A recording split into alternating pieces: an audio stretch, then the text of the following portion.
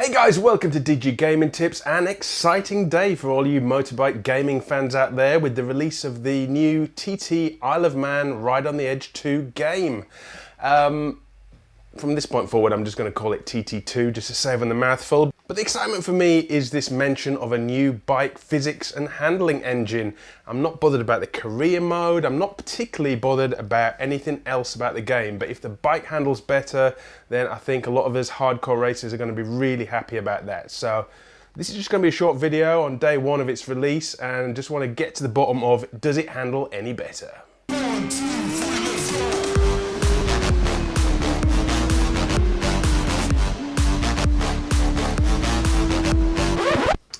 So let's cut to the chase. Does it handle any better? Yes. Yes, it does. I think for the TT1 players who've started to master the game and got a bit frustrated with how skittish the bikes were in TT1, they'll definitely enjoy the refinements in TT2. Less so for the beginners and anybody else who played TT1 and just found it a complete nightmare. This is probably going to be a similar kind of thing. But if you found that the physics just weren't quite right in TT1, but you were just really getting there, you know, in the 16, 17 minute club, then this one's going to be a real joy. And a weird thing happened actually. When I downloaded the game, it does that kind of part installing process, and the only track that was available to me was this Tyrone track in Northern Ireland. Nice little circuit, not too difficult with the corners, but there's enough complexity there for you to really try and refine your techniques. So I made a start on that. Normally I'd have no appetite for this kind of thing. I'm only interested in the Isle of Man TT route, but this was brilliant to get the setup right and to really kind of refine your technique in the simple corners and not having to memorize the full, 16-minute tracks. So actually, on hindsight, I would recommend starting with these simple tracks, get your settings right, and really push the corners, really try and get the feel for the bike. And, before you start on the full mega 60-kilometer track of the Isle of Man. So on that note, let's take a look at the options. Okay, for me, I'm not one of these type of guys that wants to turn everything off. I want a realistic riding simulation, but I don't want it to be completely crazy, and it's a difficult game at the best of times, so I want some mechanical aids. Playing the game for half a day, I can handle the first 4 of those settings on low, with the exception of the wheelie control system. That for me needs to be on high. I do not have the mental capacity to be dealing with wheelies, given all the crazy other stuff that's going on trying to get around that track in one piece without crashes. Race line off, obviously, you know my position on that. And I changed brake method to combine because I don't really have the capacity to do split braking with different keys, but I'm not really sure what I'm doing there. It seems like it's a more balanced option, but you guys let me know if I'm missing a trick there.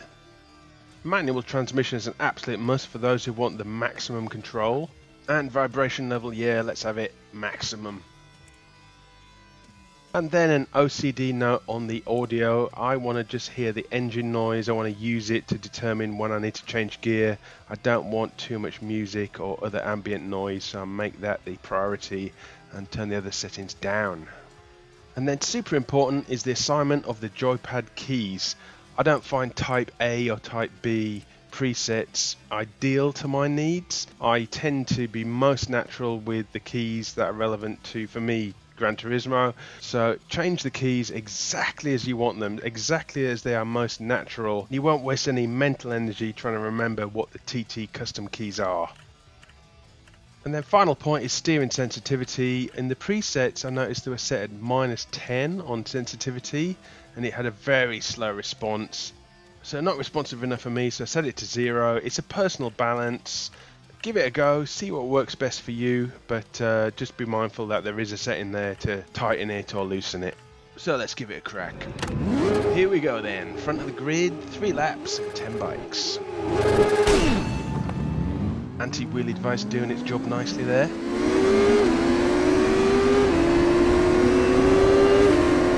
Love the flames coming out the back of the exhausts. And you saw there a couple of knocks between the bikes, didn't throw me off, and I think that's a good physics behaviour in a bike racing game. And then this long sweeping curve over a crest with a few bumps. I would have been shit scared in TT1 putting the power down, but TT2's a lot more planted. The bike feels solid, and I can feel a lot more in the controller as to what the back end's doing.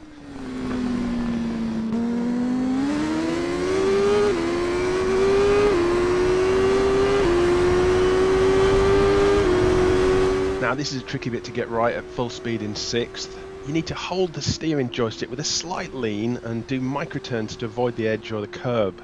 I think the new TT physics have helped with the bike stability, but you need to master the steering hold and the slight turns. No amount of TT future updates is going to solve that problem for you. And on lap 2 you're taking in more speed to these first couple of corners compared to a standing start on lap 1, so you need to just let off the power a bit earlier.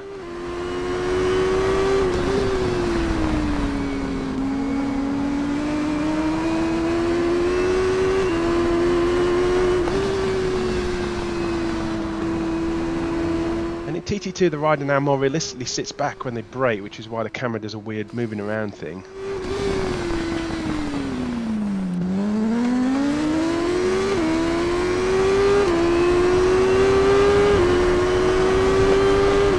But that rider sitting back movement actually unsettles the bike, and on high speed sections like this I tend to use the gears to take away the speed rather than brake, and it makes for a smoother corner. You'll see what I mean when you try it.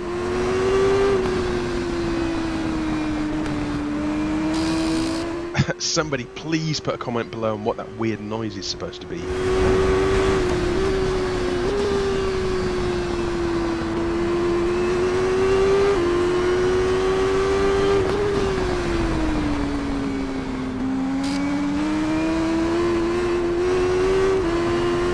And as I've mentioned before in my TT1 tips videos, if you've got 2 or 3 connected corners, try and take them as one long sweeping curve.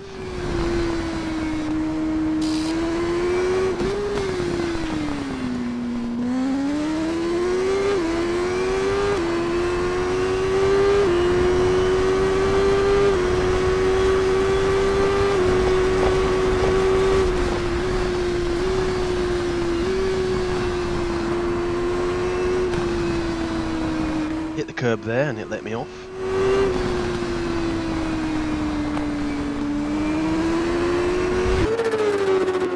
Yay, pretty solid, 3 laps, 2:56.912, and on the morning of the game release that was good enough for a first place, but I suspect that won't last very long.